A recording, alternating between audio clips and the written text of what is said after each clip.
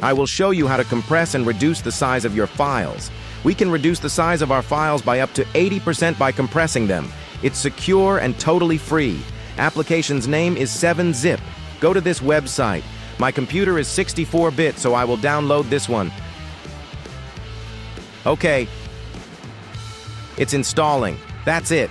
It was really fast to install. Let's test 7-Zip and compress some files. There's a JPEG file, a MP3 file, and a MP4 file. Let's choose them. Right-click on mouse, and if you use Windows 11, click on Show More Options button. After that, go to 7-Zip and add to archive. Such a window welcomes us. You can pick a file name. After that, you can make adjustments for compression. You can also set a password for the zipped file. And finally, click on OK. As you see, we have a zipped file. Its extension is 7Z. When I click on it, as you see, my files are here. Go back and right-click again. Show more options, 7-Zip.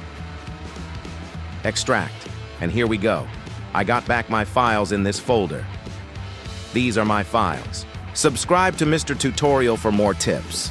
If you need anything, I am here for you. See you in the next video.